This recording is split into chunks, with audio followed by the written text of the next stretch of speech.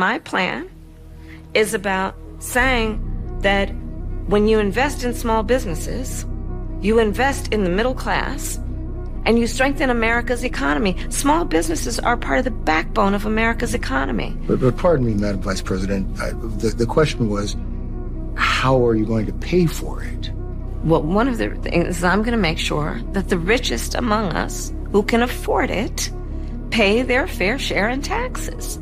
It is not right that teachers and nurses and firefighters are paying a higher tax rate than billionaires and the biggest corporations. And I plan on making that fair. But we're dealing with the real world here. But the real world includes... How are you going to get this through Congress?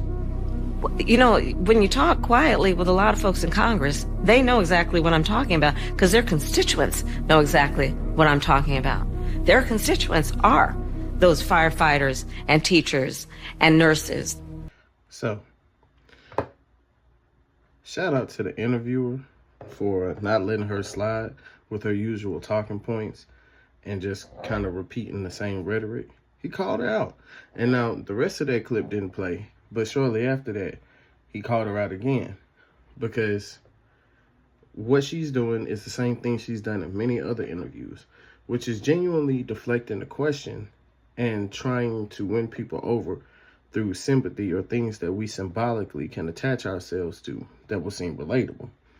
But in actuality, it's like watching a snake try its best to convince you that it's not a snake.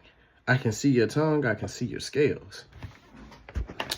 And make no mistake, this isn't giving Donald Trump or their party any push by any means. This is simply calling out facts.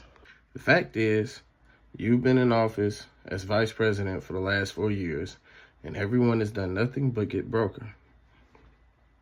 The fact is, we haven't forgotten what you did out in California. And keeping those people in prison wasn't okay. And with you finally being called out, because see, a lot of these guys, they repeat the same rhetoric. The nurses and doctors and the school workers and what we didn't ask you that. We asked you how you were going to fix the debt and how you were going to get people paid more. You can't tell me how you're going to fix the economic crisis. But you people were in office during the pandemic too. You talk about how since the pandemic, everything is 4 times more than what it used to be. You were in office a year plus of it. In fact, y'all the ones didn't let us back out.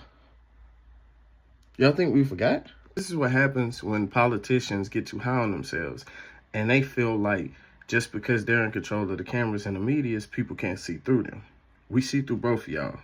It doesn't matter who wins this election. We all lose. So as I've been telling everybody, keep your ears and your eyes on the swivel. Don't get caught up in the sauce. Don't get lost in what they got to say. Focus on what they do in their actions. Hold them accountable. If you were pressed about the American people, you wouldn't need to run for president to put your word in or to make changes. Because we all know the president is just a front piece. All those people behind them are the ones who run it.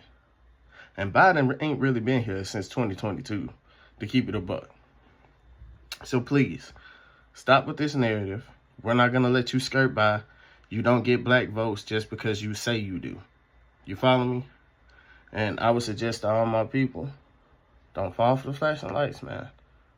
Look at what they can do for you. And look at what they will do. If you don't agree to our terms, you don't get our vote. Peace.